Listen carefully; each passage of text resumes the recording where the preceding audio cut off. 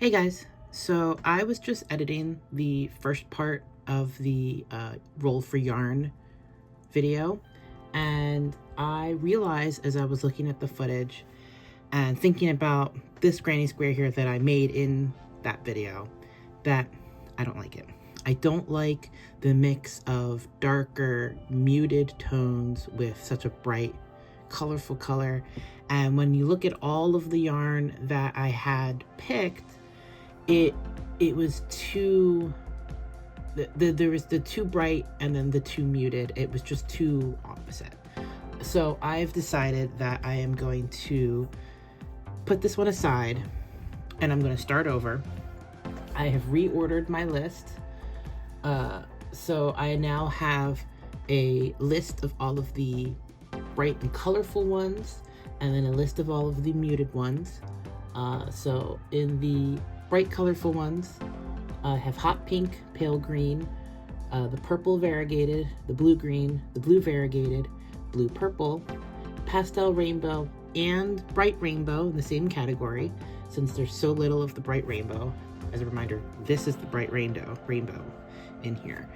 Since there's so little of it left, I'll just put it together with the pastel rainbow since they're very similar, and it'll keep it from having a bright rainbow, pastel rainbow two right next to each other, in the off chance that I roll those two, if they were separate, if I rolled those two in the same square roll. And then there's the purple rainbow, starburst, orange, green, and green blue variegated. Looking at all of those 12 colors together, they're a really good color palette. The rest of them, the brown, dark green, moss green, gold, wine variegated, and the multicolor ball that is the teal, black, yellow, and purple, that is its own list of 6. I haven't decided if I want to still have both sets of colors in the same finished product or not, because I did do the math, and a 4-row granny square of this size to give me a full-size sweater that is comfortable, not too tight, I would need 128 squares because they're pretty small. And I don't know if I would have enough to do a full-size sweater in just the bright colors. Since I wanted to do it join as you go, so basically how join as you go work is you have one square that it's on its own, you make the next one, but as you're making the last row, whatever sides that are going to be joined, you basically would so you have a square that's finished. As you're making the last row of the second one, at the corner you would basically join it to the corner, and then at each space you basically, it's hard to explain.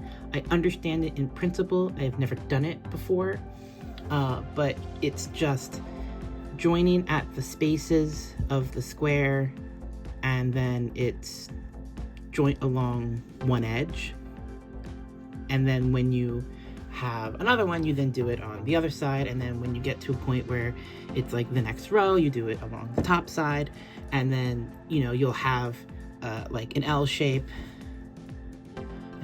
so then you would join it along 2 sides, and I don't think you would ever have to join it more than on 2 sides, though I don't see how you wouldn't be able to do it on 3 sides or even 4 sides. It just might be a little awkward. So I'm a little unsure about how I want to do it. If I want to just do all bright colors and hope for the best and see how many I get, and then make it maybe short sleeve and cropped if that is how it ends up.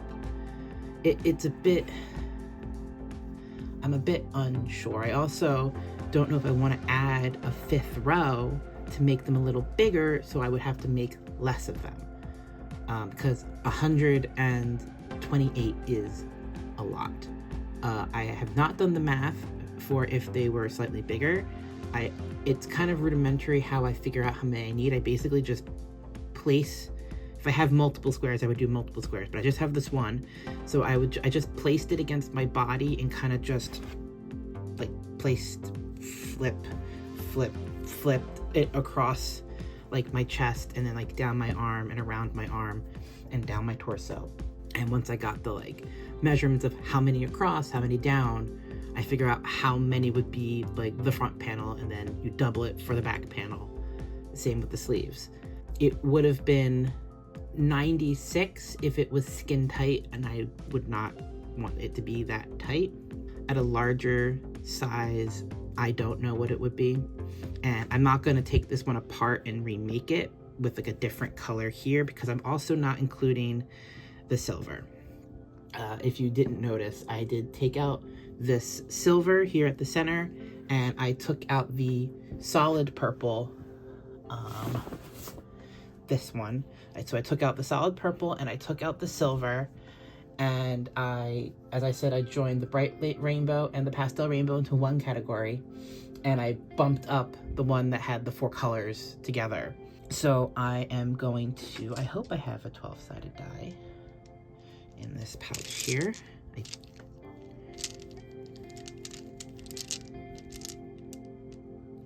I don't. Let me go get my other dice. Right, here are my full sets of dice. I occasionally play D&D. Just have to remember which one is 12. This one. Alright. I'm going to use my green and gold 12-sided die. And we're going to roll for 4 colors to start and see if I want to make it 5 rows big. So let's start with round 1.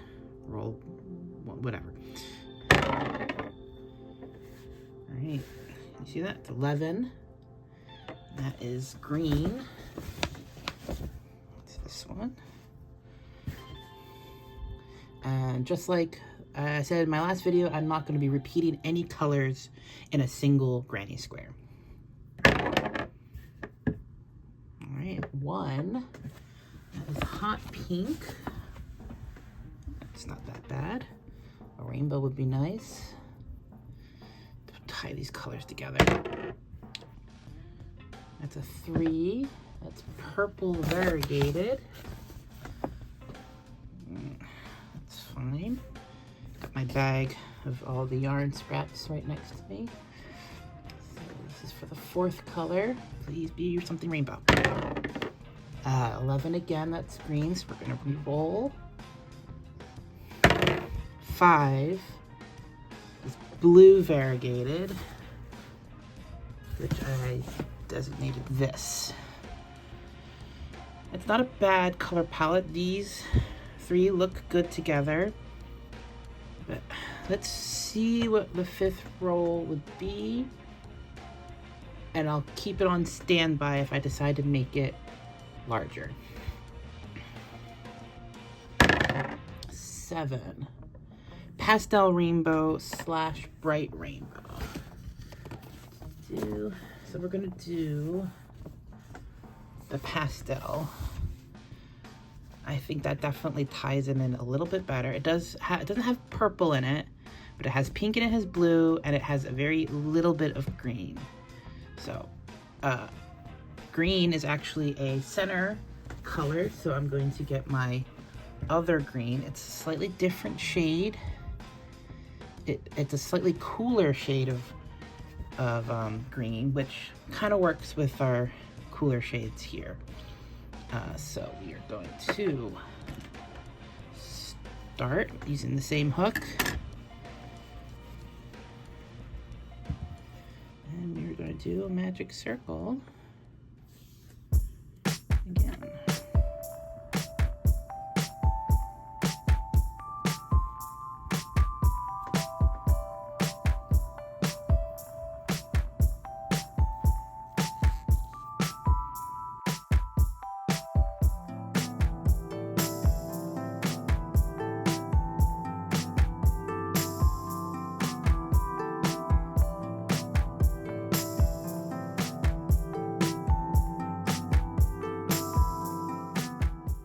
So I realized while working on the center with this small ball of green that the green was a gradient and got much darker. Thankfully, I didn't hit any of that darker green while working on this square, but I've decided to designate the darker green to the other palette, the muted colors palette.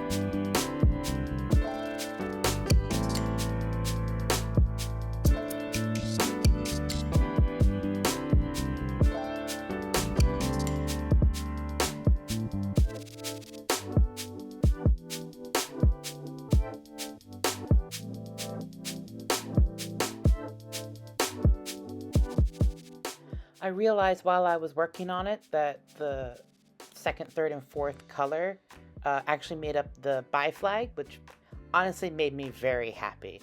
I am bisexual, so having a square that not only had a green center, my favorite color, but then the bisexual flag, yeah, made me very happy.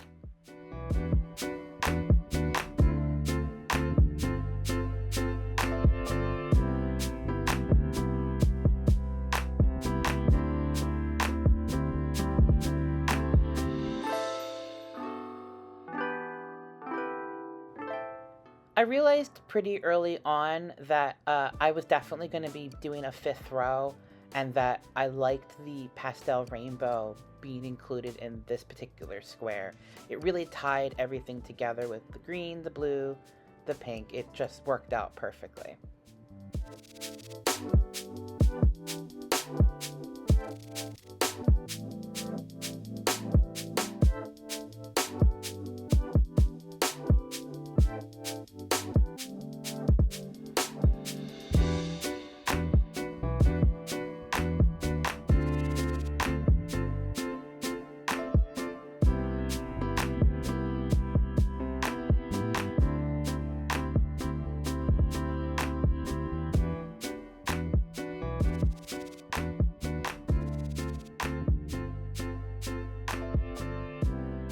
All right, there it is.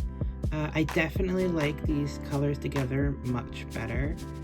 And I just measured and did the math with the 5 rows granny square to find that I would only have to make 72, which is a much smaller number. I did not want to have to make 128. So with them being 5 rows, yeah, only 72 for a full length, long sleeve, full length sweater.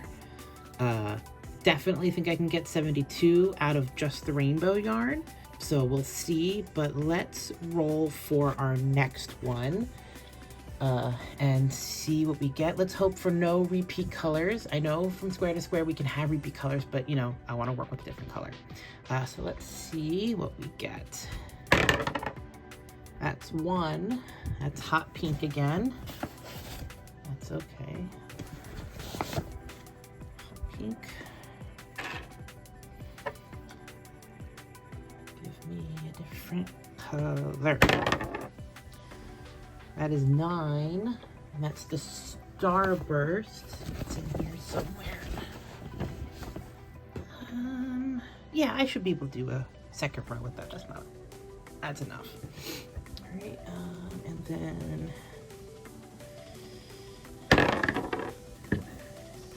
11. That's the green again. Different shade this time. Since it's a third row, it's definitely the bigger ball of yarn. And 2. That is the pale green.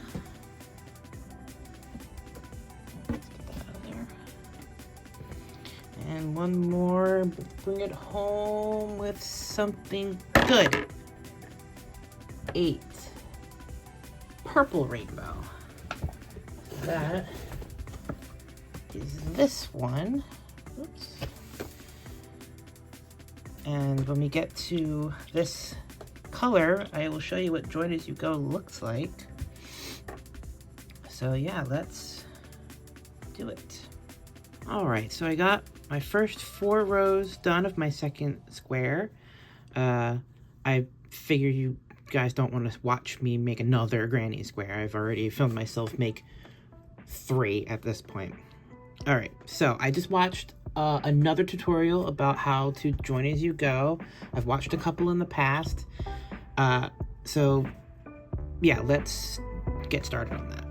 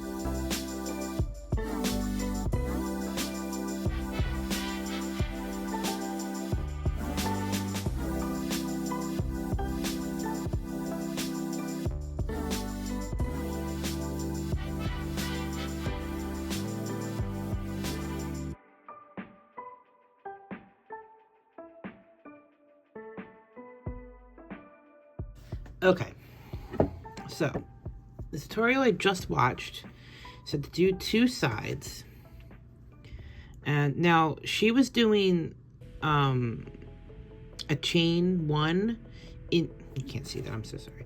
She was doing a chain 1 in between each cluster. I personally don't like doing that. I'm very set in my ways. I will forget to do new things. But she said to start a corner. And you're only going to do half of that corner. And luckily I am doing chain 3 in the corner. So then I chain 1. I take my second square, or my first one, and she basically just puts the hook through the corner, do a slip stitch, which counts as my second chain for that corner, and then do another slip stitch, and then finish the corner.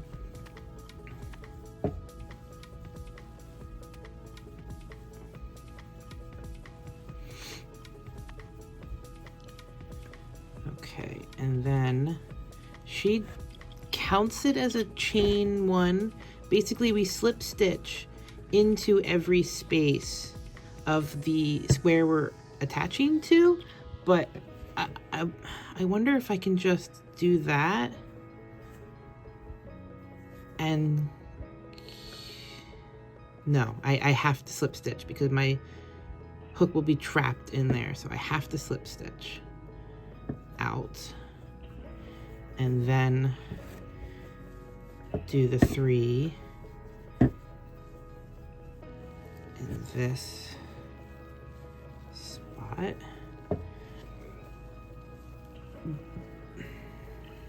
Okay, and then you just do it again. Slip stitch. Oops. It's so confusing to like remember what you're doing.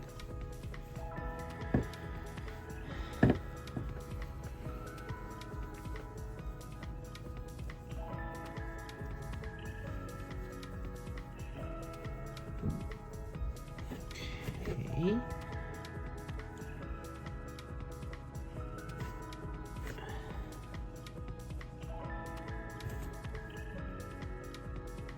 I feel like that's wrong, but I'm just gonna keep going.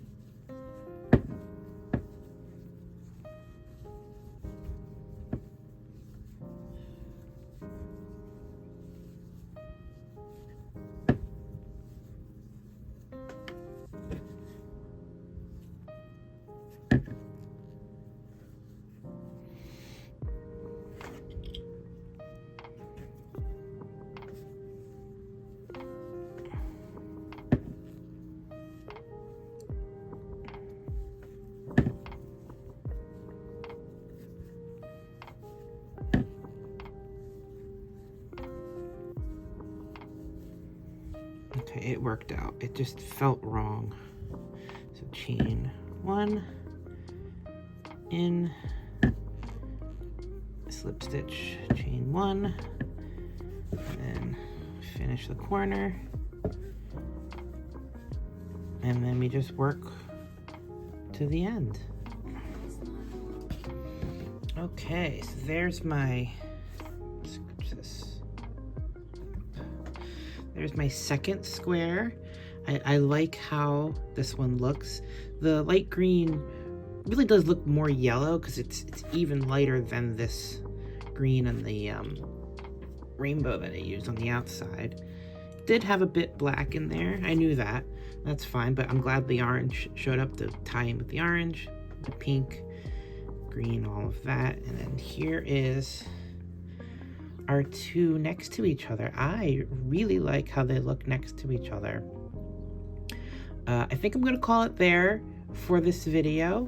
I probably will continue crocheting off camera, and then next video I will, show you what I've done. Until then, thank you so much for watching. Please like, comment, and subscribe, and I'll see you next time. Bye.